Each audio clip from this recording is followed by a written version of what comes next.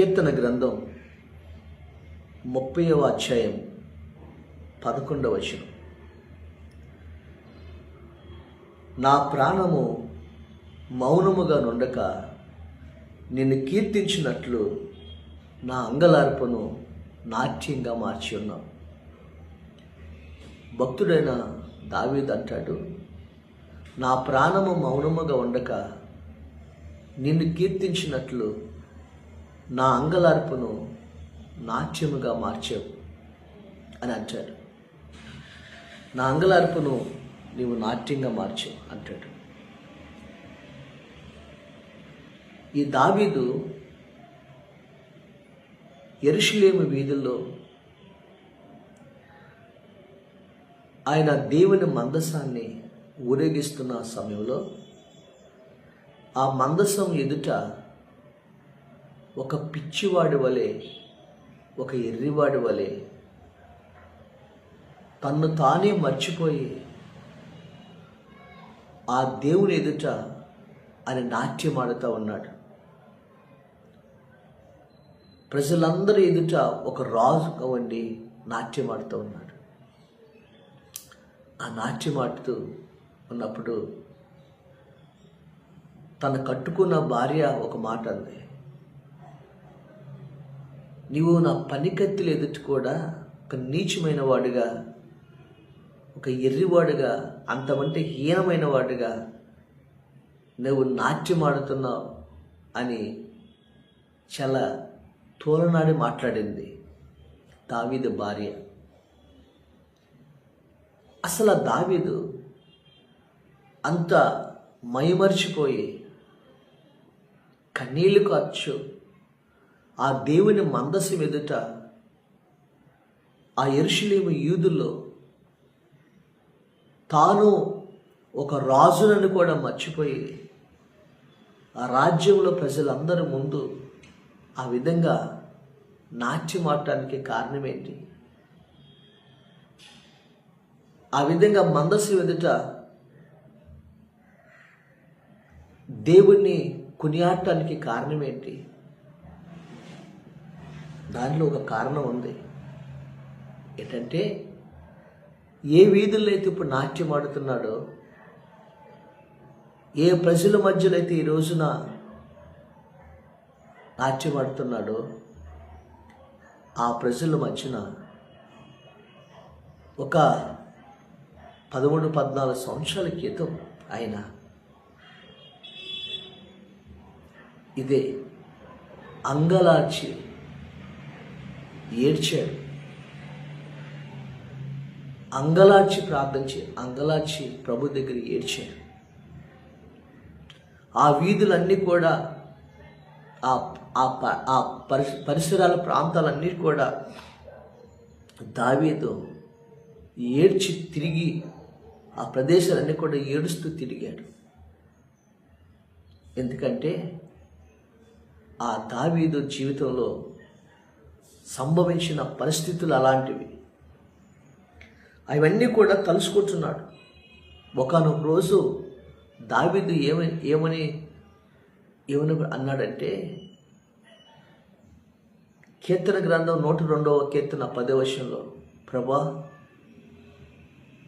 నా కన్నీళ్ళే నాకు అన్నపానములయ్యని అంటాడు. తన కన్నీళ్ళుని తాను అన్నంలో కలుపుకొని తిన్నాడట. అంతా ఆయన అంగలార్చి ఏడ్చాడు. కారణం ఏంటంటే, అతను ఏ వీధుల్లో అయితే ఇప్పుడు నాట్యం ఆడుతున్నాడో, ఏ వీధుల్లో అయితే అతని రోజున ఆ ప్రజలందరి ముందు కూడా తను మర్చిపోయి దేవునిలో ప్రార్థిస్తున్నాడో, కొన్ని సంవత్సరాలు ఆ దేవుని పాదాల దగ్గర ఏడ్చాడు. ఆ వీధుల్లో ఏడుస్తూ తిరిగాడు. ఒక అనామకుడుగా అందరూ ఉండి అనాదిగా ఆ ప్రదేశాలు తిరిగాడు. కారణం ఏంటంటే, తాను ఒక గొర్రెలు మేపేవాడు, కానీ తన ఇంటి వారు అందరూ కూడా తను మర్చిపోయారు. అది అతను గుర్తొచ్చినప్పుడు అతని గుండె పగిలిపోయింది. తన ఇంటి వారు అందరూ తను చిన్న చూపు చూశారు, ఆదమర్చారు. ఒకరోజు అంటాడు, నేను మరణమై స్మరణకు రాని వాని వలె ఉన్నాను, నేను ఓటికొండి వాడినై ఉన్నాను అంటాడు దావీదు. అంటే అర్థం ఏంటంటే, నేను బ్రతుకున్నానే కానీ నేను స్మరణకు రాని వాళ్ళ వల్ల చచ్చిపోయిన వాడిగా ఉన్నాను. చచ్చిపోయిన వాళ్ళతో సమానం, ఎందుకంటే నా వాళ్ళు ఎవ్వరూ కూడా నన్ను గుర్తించట్లేదు అన్నాడు. ఇది గుర్తించుకుని ఆయన తలంచుకుని ఏడుస్తున్నాడు. మేలు చేసినటువంటి సౌలు తాను చంపటానికి అనుక్షణము ఆ వీధులన్నీ తిప్పుతూ ఆయన గుహల్లో దాక్కున్నాడు. ఆ ప్రదేశాన్ని ఏడ్చాడు. అతను ఆ రాజ్యములో ఆ దావీదు మరణ భయముతో, ప్రాణ భయముతో కొన్ని సంవత్సరాలు ఆ దావీదు ప్రాణ భయముతో పరుగులు తీశాడు. సౌలు ఎక్కడ చంపుతాడోనని పరుగులు తీశాడు. ఆ గుహల్లో దాక్కున్నాడు, తిండి లేక తిరిగాడు. అలాంటి వేదనతో దావీదు జీవితం గడిచిపోయింది. అందరూ ఉన్నారు కానీ ఒక అనాథగా బతికాడు. మేలు చేశాడు కానీ కీడు అనుభవించాడు. చివరికి అన్నపన్నాలే కొదవైనట్టుగా ఎక్కడ తిన్నాడో తెలియదు, ఎక్కడ పడుకున్నాడో తెలియదు. అలాంటి భయంకరమైనటువంటి పరిస్థితిలో ఆ దావీదుకి ఒకే ఒక మార్గం, ఆయన కాపాడింది ఒకే ఒకరు. ఇప్పుడు ఏ మందసం ఎదుటైతే దావీదు నాట్యం ఆడుతున్నాడో ఆ మందసము గుర్తున్నటువంటి ఆ దేవుడైన ప్రభు అతన్ని తోడుగా నిలబడ్డాడు. దేవుని స్తోత్రం. దావీదుని ఆదుకున్నాడు. దావీదుకి వాగ్దానం చేశాడు. అతను చుట్టూ ఉన్న మనుషులు కూడా ఒకానొక సమయంలో రాళ్ళతో కొట్టి చంపాలని చూశారు.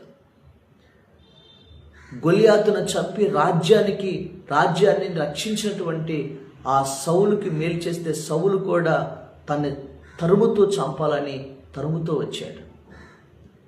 తన ఇంటి వారు కూడా దావీదుని అతన్ని అసలు గుర్తింపుని ఇవ్వలేదు.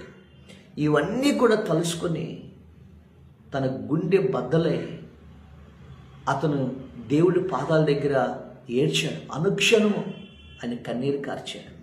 తనకొచ్చిన కష్టాలు, తనకొచ్చిన బాధ, తనకొచ్చిన అవమానం, తను పడుతున్నటువంటి ఆవేదన, ప్రాణభయం, ఇవన్నీ కూడా ఆ దావీదు ఒకానొక దినం కొన్ని సంవత్సరాలు యేసయ్యే తనకి దిక్కు అయ్యాడు, యేసయ్యే తనకి ఆధారమయ్యాడు, యేసయ్యే తనకి ఆశ్రయమయ్యాడు. ఆ యేసయ్య పాదాల దగ్గరే ఈ దావీదు కన్నీరు మున్నీరుగా అంగలార్చి ప్రార్థన చేశాడు.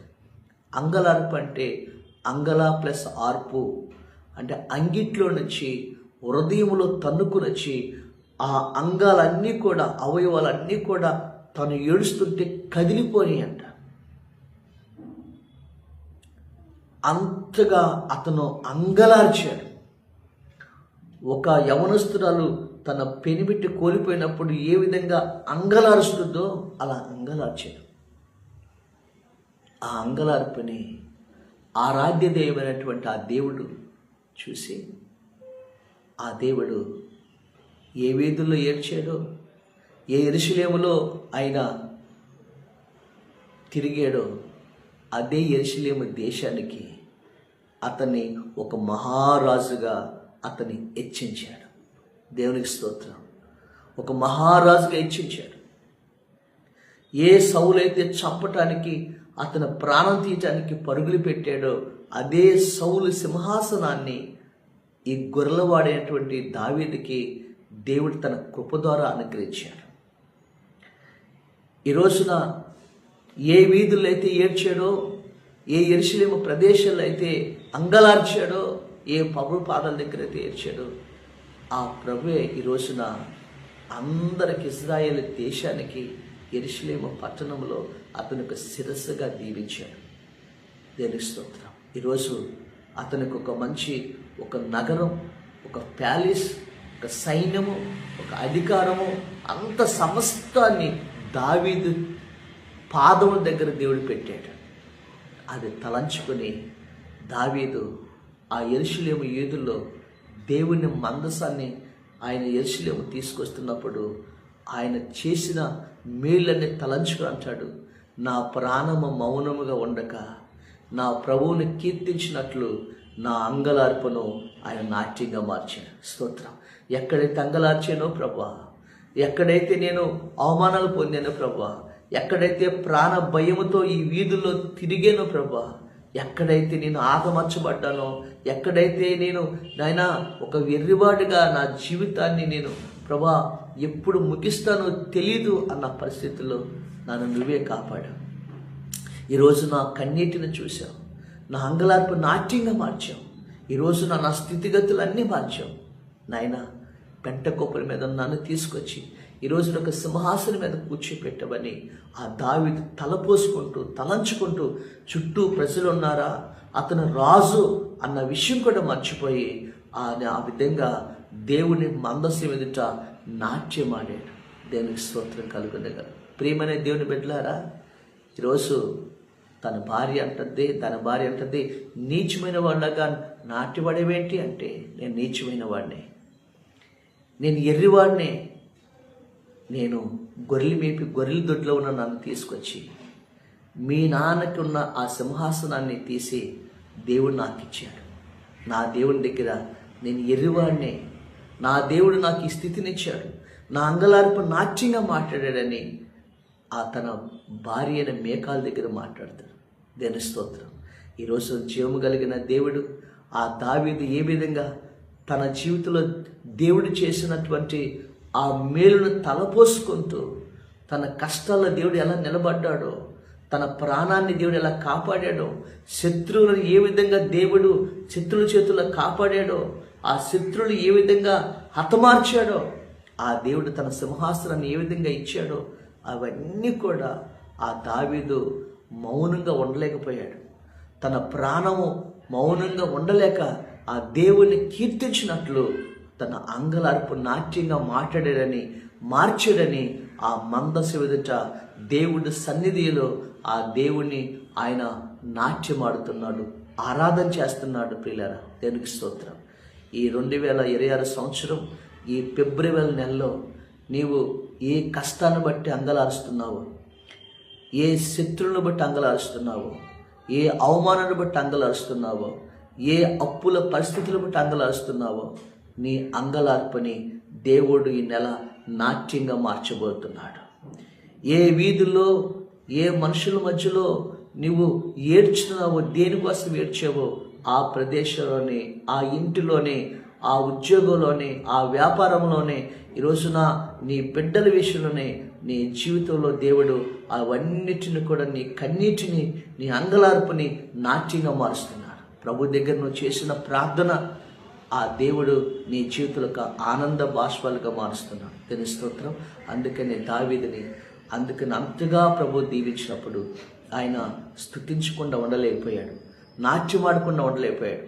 ఆ రాజులకు రాజు, ప్రభులకు ప్రభు అయిన దేవుని ఎదుట, ఆ దేవుని ఎదుట నాట్యమాడకుండా ఉండలేకపోయాడు. ఈరోజు నీవు కూడా ఆయన చేసిన మేలును తలంచుకొని ఆయన స్తుతించు. ఆ దేవుడు నీ జీవితంలో కూడా అలాగ నాట్యమాడేటట్లుగా నీ కుటుంబాన్ని దేవుడు ఆశీర్వదిస్తున్నాడు. దేవుని స్తోత్రం. అందుకే దావీదు ఆ విధంగా దేవుని ఎదుట నాట్యమాడాడు. రెండవదిగా ప్రియులారా, యాకోబు, మనం ఆదికాండము మనం చూసినట్లయితే 37వ అధ్యాయం 3వ వచనం అంటాడు, యాకోబు తన కుమారుడు కోసం అంగలార్చాడంట. యాకోబు తన కుమారుడు విషయం అంగలార్చాడంట. మీకు తెలుసు కదా, ఆ 12 మంది కుమారుల్లో యోసేపుని తన ప్రాణాన్ని పెనవేసుకున్నాడంట యాకోబు.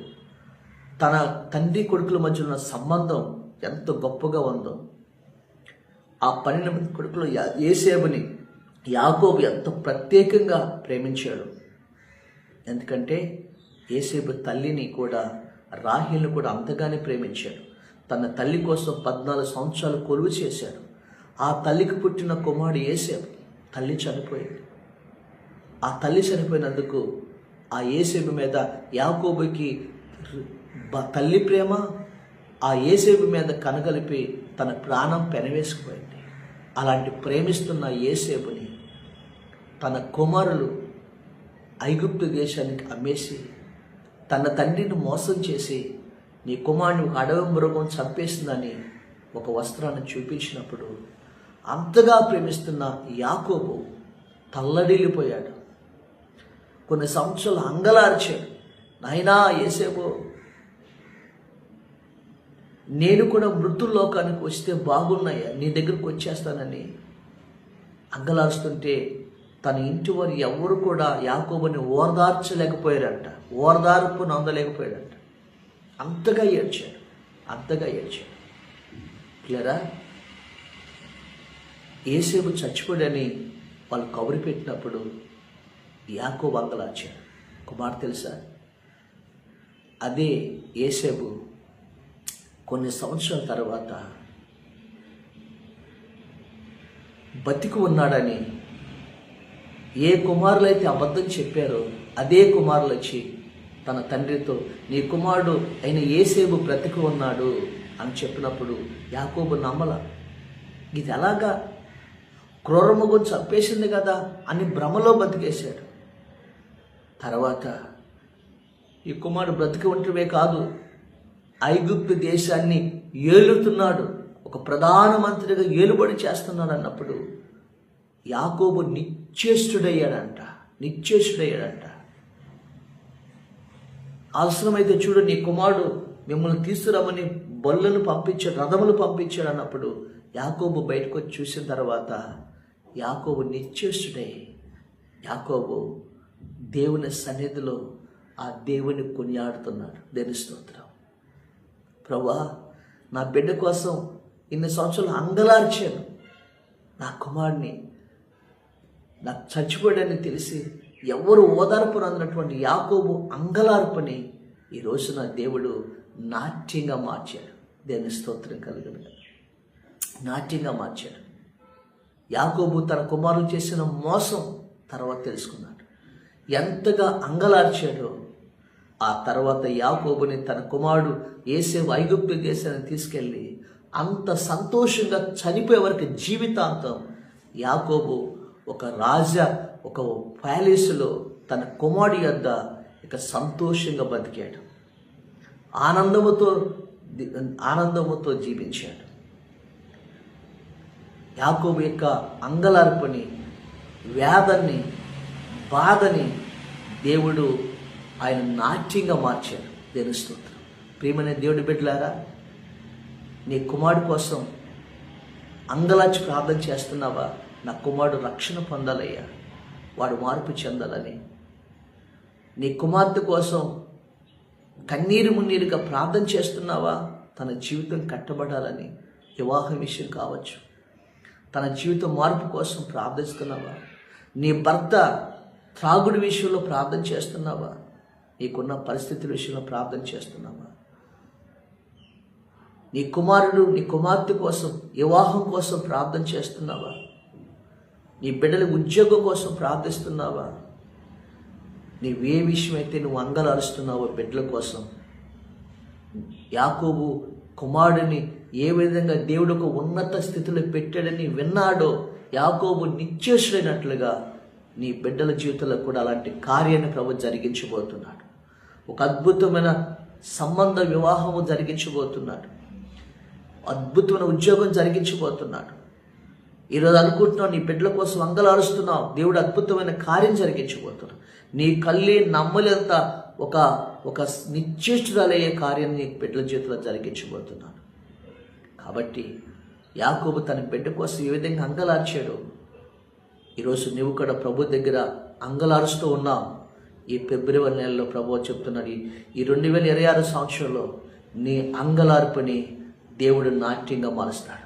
ఇంకా నా బిడ్డలు సెటిల్ అవ్వలేదయ్యా, ఈరోజు నా భర్త మార్పు చెందలేదయ్యా అని కన్నీరు కారుస్తున్నామేమో, నీ కన్నీటిని ప్రభు చూస్తున్నాడు.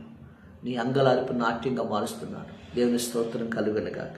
అందుకని ఈ రోజున నువ్వు కూడా యేసయ్య పాదాల దగ్గర అంగలార్చే, కన్నీటి కార్చే ప్రార్థన చేయి. దేవుడు ఖచ్చితంగా నీ జీవితంలో గొప్ప కార్యం చేస్తాడు. అందుకని ఇర్మియా భక్తుడు చెప్తాడు, ఇదిగో నీ పిల్లలకు యవనులకు అంగలార్పు విద్య నేర్చండి, రోదన చే విద్య నేర్పండి, ఒకరికొరకొకరు అంగలార్పు విద్య నేర్పండి అని ఇర్మియా భక్తుడు చెప్తాడు. ఈ రోజున ఈ ఫిబ్రవరి నెలలో ప్రభు ఇచ్చిన వాగ్దానం నీ అంగలార్పును నాట్యంగా మారుస్తాడు.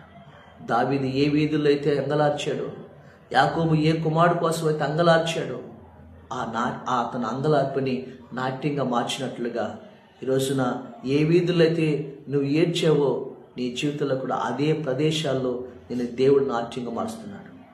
ఏ కుమారుడు కోసమైతే, ఏ భర్త కోసమైతే, ఏ కుమార్తె కోసమైతే ఏడుస్తున్నావో నీ బిడ్డల జీవితాలను చూసి నీవు నాట్యపడేటట్లుగా బిడ్డలు దీవించబోతున్నాడు. ఈ వాగ్దానం నీ జీవితంలో నెరవేర్చబోతుంది. దేవుని స్తోత్రం కలుగునుగాక. ఈ వాగ్దానం నీ కుటుంబంలో ఆ దేవాతి దేవుడు నెరవేర్చునుగాక. కాబట్టి ఈ రోజున యేసయ్య పాదాల దగ్గర నువ్వు కూడా ప్రార్థన చేయి. దేవుడు ఆయన పాదాల దగ్గర ప్రార్థన చేయి. యాకోబు కన్నీటిని చూసిన దేవుడు, దావీదు కన్నీటిని చూసిన దేవుడు ఈరోజు నీ కన్నీటిని కూడా చూసి నీ అంగలార్పని నాట్యముగా మార్చునుగాక. అవమానాన్ని ఘనతగా మార్చునుగాక. దుఃఖాన్ని సంతోషంగా మార్చునుగాక. నీ స్థితిగతులన్నింటిని కూడా ఆశీర్వాదకరంగా మార్చునుగాక. ఆమె ఈ ఫిబ్రవరి నెలలో దేవుడు ఆ వాగ్దాన్ని జీవితంలో నెరవేర్చునుగాక. పరిశుద్ధుడైన మా తండ్రి, కృతజ్ఞతాస్తుతులు స్తోత్రాలు చెల్లిస్తున్నాం. ఇదిగో నాయన, ఈ వాగ్దానం మా జీవితంలో నెరవేర్చండి. ఏ తల్లి, ఏ తండ్రి, ఏ సహోదరుడు ప్రభా తన యొక్క జీవితం గురించి అంగలారుస్తూ ప్రార్థిస్తున్నారు, తన బిడ్డల కోసం అంగలారుస్తూ ప్రార్థిస్తున్నారు, వాళ్ళ జీవితాల్లో ఒక అద్భుతమైనటువంటి ఆశీర్వాదకరమైనటువంటి కార్యాలను జరిగించి వారి అంగలార్పు నాట్యంగా జరిగించండి. అప్పుల విషయాలు అంగలారుస్తున్నారేమో ప్రభా, అనారోగ్య విషయాలు అంగలారుస్తున్నారేమో ప్రభా, ఆర్థిక సమస్యల విషయాలు అంగలారుస్తున్నారేమో ప్రభా, బిడ్డలు మారు మనసు కోసం వాళ్ళ బ్రతుకులు మార్చడం కోసం అంగలారుస్తున్నారేమో ప్రభా, ఏ విషయాలు అంగలారుస్తున్నారో ఆ విషయాల్లో ఈ 2026 ఫిబ్రవరి నెలలో ప్రార్థన చేస్తున్నాం. వాళ్ళ జీవితంలో ఆ కార్యాలను నెరవేర్చి ఒక గొప్ప సాక్షులుగా వాళ్ళు నెరవేర్చి దీవించమని యేసు నామములో అడుగుచున్నాము.